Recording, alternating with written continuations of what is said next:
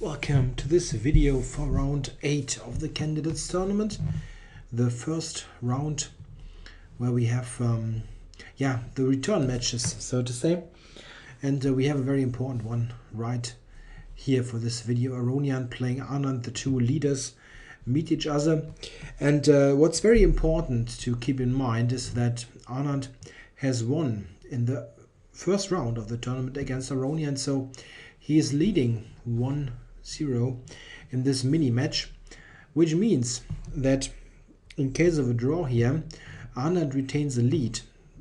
Despite both players having equal points, he is better on the tiebreak, which is the individual round result against each other. Okay, let's see what happens. Aronian playing c4 and Anand playing c6. Yeah, he's offering a Slav defense, and we see that it looks like we get a Slav. And here you think that white only has like 4 moves here. I mean, technically some more, but e3 or g3 both we have seen in this tournament, and Aronian has played that, for example, against Anand, getting a very good position. And here he played quite a surprising move. He played queen b3, and he played it instantly. Yeah, that's a very rare move, and certainly something that takes Anand out of his preparation like instantly.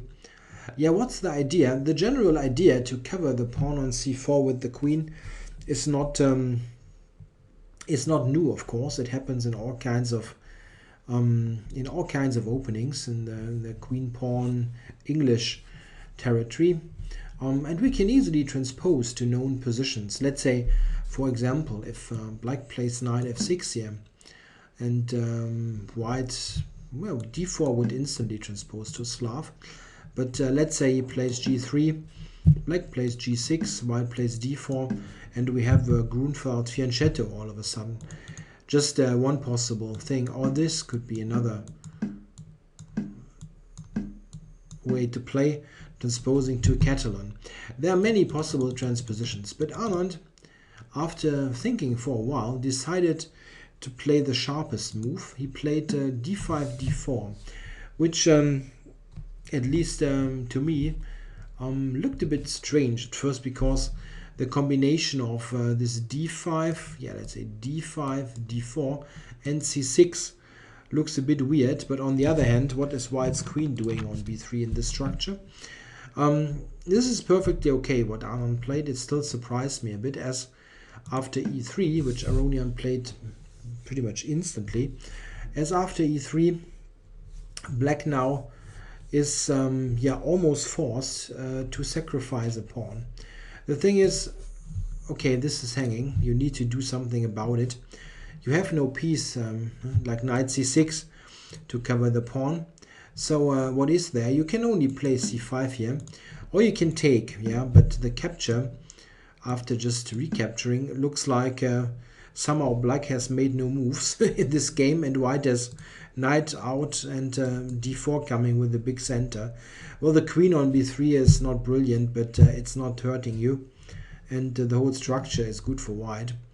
So you basically have to play c5. This was clear when he played d4 that he would now play c5. And this is of course sacrificing a pawn. Check. And Aronian just grabbed it. Queen b5 check. Looks a bit strange, all those early queen moves, but okay, it's winning a pawn. Knight c6, that was the idea, obviously. Something like, I don't know, bishop b7 is just a worse version of the game. You need the knight on c6. Yeah, the queen took, of course. Everything else makes no sense. And Aronian played this all instantly. The clock times are accurate here. I saw the live feed of that. Queen c5, and now e5. So winning a tempo on the queen. Yeah, no choice. White needs to go here.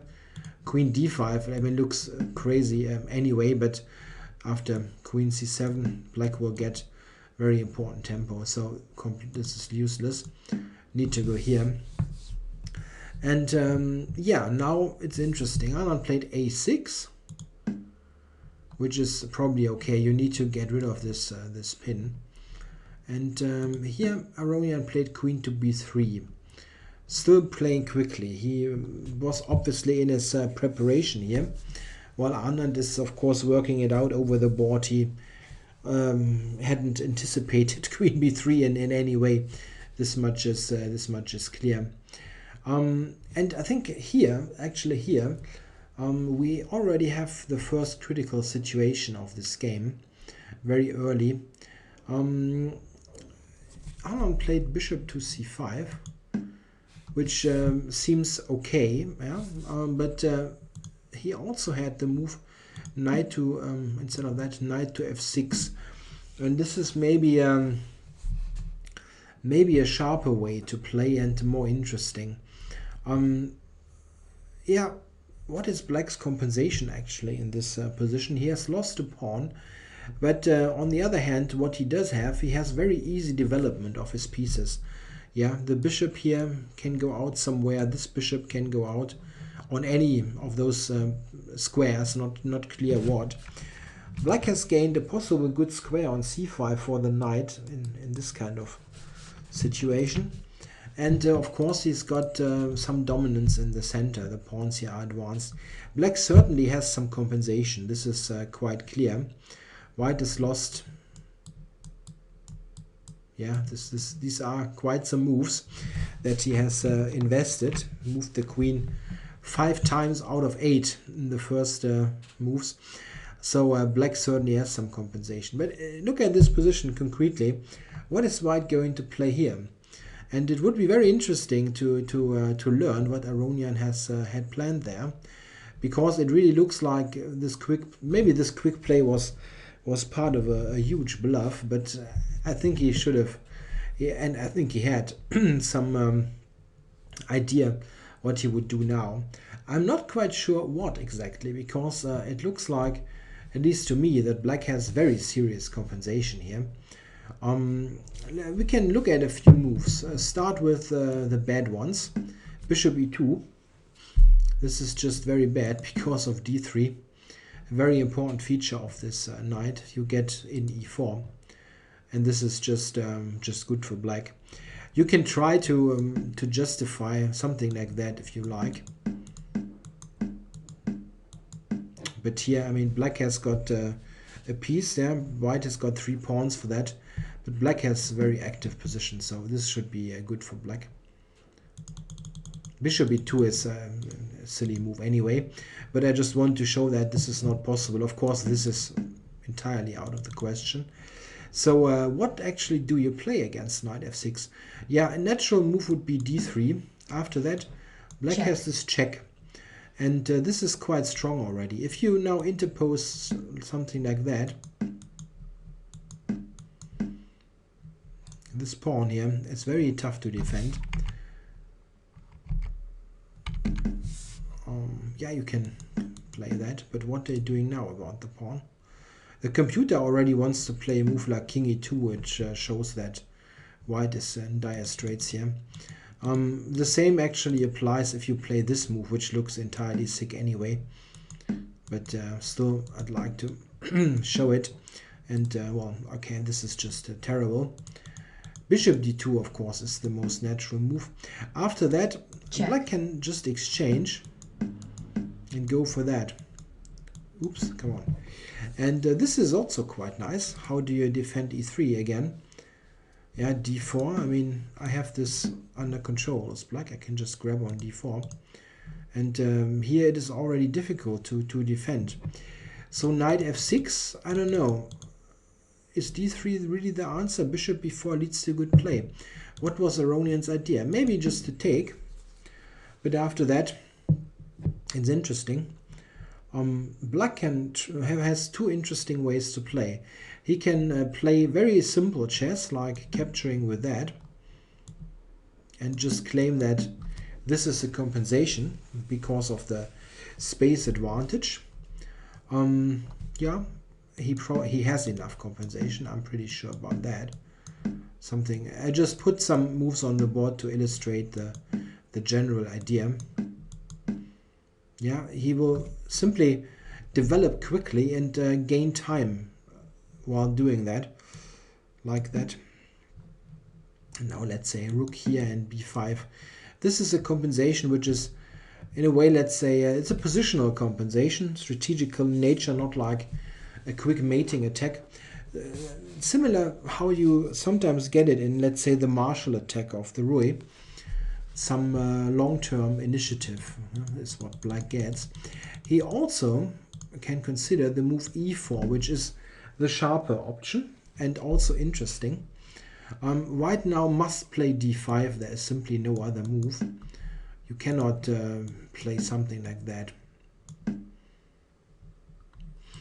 This knight has nowhere to return as well. You must play d5, no question. And here it's interesting. Black could try just to capture. And now bishop to c5. This is very dangerous for white. It's possible that Aronian had somehow prepared or looked at this so deeply that he could be relatively certain to defend this in case Anand would have come up with that. But it's a really dangerous position for white. If white, for instance, takes here, which looks exceptionally greedy, but still, there's queen e7, and well, something like that is completely unplayable for white. You can actually play this funny move after bishop e3 takes. Check. We get to a position where black has sacrificed the rook, but bishop b7 is threatened to win the queen, and this is actually impossible to avoid. You can give the queen like that, but this also leads to a strong attack for black.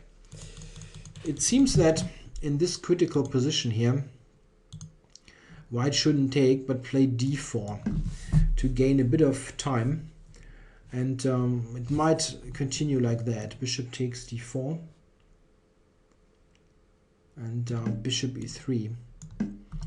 Yeah, and yeah, well, we could continue that forever. It's a very sharp position that allows for interesting play. A simple thing that black can do is just to take. And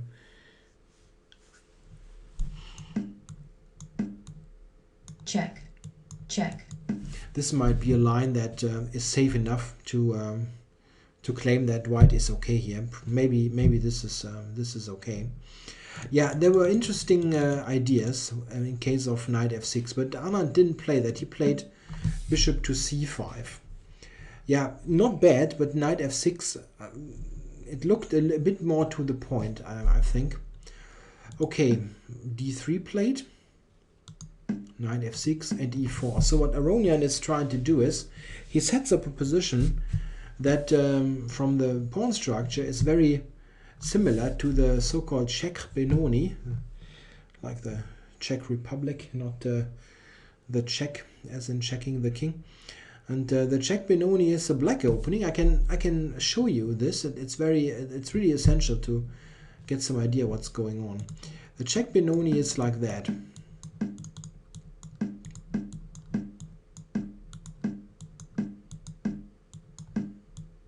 Yeah, look at this structure. Got this configuration in the center, and black has these pieces set in a somewhat passive but solid way. Not a bad opening for black. It's not brilliant, but it's playable. And now have a look at the game. Check. Yeah. Here. It's very comparable. White has this structure and bishop on e2. And white and black has yeah, the structure is also comparable, but he doesn't have a c-pawn simply. Black misses the c-pawn. What does he actually do have in return? Yeah, he has gained a bit of time still. It is a close position, but he has gained a bit of time. And what he also did gain is the c5 square for the knight, like that. And this is actually a pretty serious business. as this is the best square possibly available for a knight in the structure. It would support pressure against from here. It pressurizes d3 and also has a look on e4, which might also be a target with f5. Yeah, check, bishop b4 check played by Anand, and knight d2. Yeah, a5. This was an interesting way to go. He wants to play possibly a4, and with this check he also has cleared the way for the knight. Yeah, Aronian castled, knight d7, and queen to d1. Yeah, he basically voluntarily retreats as knight c5 is coming anyway. Yeah, and here Anand has retreated the bishop. He wants to have this opportunity at some point and prepares knight c5. Of course, this is the main idea. If you play knight c5 immediately, well, a3 is nothing you really want to have. Don't want to take on d2. So this prepares the occupation of the squares by the knights. Knight e1 now played by Aronian. Yeah, here the thing is, white is really in a somewhat passive position, and yeah, what can you do? An idea that I had to get things coordinated is knight b1. I know it looks weird to undeveloped completely, but it is a really close position. The idea is that after knight c5 I'm going to travel all the way to b5 to this weakened square. But have a look at this knight a3 and then possibly f5. Something like that is certainly quite good compensation for black, for the pawn. You have a good target on d3, and white still has some passive pieces.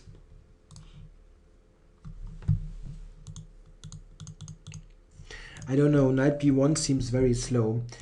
Aronian played this one that has multiple ideas. It protects, not this, it protects d3 in case of a future attack by a knight c5 or knight b4, and it also prepares this typical exchange maneuver to get rid of this weak bishop on e2, this passive bishop. Yeah, knight e1. Yeah, now knight c5 was played. Yeah, and here Aronian went for the move knight to b3, trying to challenge the c5 knight. Yeah, what else is there? What about bishop g4? This is a move you always need to check in this type of structure. I guess that black is probably going to play a4 and just trying to gain more space and ask white, how are you going to develop now? Yeah, probably white will take now. I don't really see a move. It's really somewhat passive. Cannot move this knight. This has no squares. Probably just take it, something like that. And yeah, here black has a really promising compensation. He's got b5 as a possibility to even open up the queen side. And yeah, what exactly is white doing here? It's not so clear how to even develop nicely. You can play yeah, very slow type of moves again like that, but you get hit by f5. And what is this? Everything's on the back rank. A bit weird. Yeah, go here. Yeah, still I'm going to play f5. It's very tricky to play. Aronian didn't play bishop g4. He, as mentioned, went for this knight b3 move to challenge the knight on c5. Yeah, and Anand didn't want to exchange. He went to a6 with the idea to just play a4 and then go back to c5. A very typical way of playing. Yeah, and Aronian now played knight back to d2. This controls a4 so that a4 is not possible. Yeah, and Anand played knight c5, and you get a nasty suspicion. Yes, in fact, you are right. they played knight b3, knight a6, knight d2, and it was a draw by repetition. So a very anti-climatic, is this a word, way to finish this game of the two leaders with a quick draw. Yeah, how can you assess this this now here? I think that the problem is that white really has a passive position. That's very much clear. This whole preparation by Aronian didn't really work out so well. I mean, black clearly has a very good compensation, and the question is actually, yeah, how if you start and look at it from white's perspective, how would you actually not play knight d2 here? Yeah, you can try a move like a4, block it. I mean, but now your queen side is, nope, this arrow is useless. Now the queen side is completely frozen on those two squares. Black can play directly like f5, or you can decide to flick in a move like that, just covering everything. Then maybe rook a7 and f5. Black has multiple ways to advance. a4 is a really ugly move, so you can try something different here, yeah. But sorry, when we looked at this position and I analyzed a bit of that, this is the only really move that I can think of, but it is still not an attractive position. And yeah, on the other hand, could Anand have played on? To be honest, actually, I rather see Anand playing on in this position than Aronian. Just if you look at the position itself, black could have tried to play on, but as I explained in the introduction of this video, with this win that Anand had scored in the first turn of this tournament, he is ahead in the individual tiebreak. So it's like this draw means that Anand is not like scoring just 0.5 points, half a point, but it's more like 0.7.5. Yeah, it's like a little bit of extra on top, because it means that he will be ahead of Aronian in case of equal points at the end. So he could have played on, I mean, but it's not so clear cut that black is substantially better. I'm just saying that it's a very comfortable position with your initiative for the pawn. But on the other hand, it's also very understandable that a draw suited him just fine. And Aronian, I guess, simply didn't like the position very much, as it is really, really passive. And consider it, if he plays on here with white and tries to somehow wriggle out of this passive position, yeah, he can easily make a mistake and probably lose the game. And well, losing would have been terrible. This would have meant that Anand is on +3, Aronian back on +1, so he would have be 1 point behind and also off in the tiebreak. So he would have needed to score 1.5 point more in the rest of the tournament. From a tactical tournament tactics type of view, I can very much understand the draw, but of course it's a bit disappointing, especially considering this crazy opening that that we saw here in this game. It was funny to hear Kromnik in the press conference, who was asked about this game, and he said that Queen B3 and the following sequence was so weird he wouldn't even play it in a rapid game, and he thought that Anand was better in the final position. Maybe, I don't know. I mean, I think that really black had a very comfortable compensation, but it's, I guess, if Kromnik would have been black in this position in Anand's shoes, he would have taken the draw as well. It's not like he would have risked it all to somehow gain a point from that. All right, I hope you enjoyed the coverage. Anyway, thanks for watching.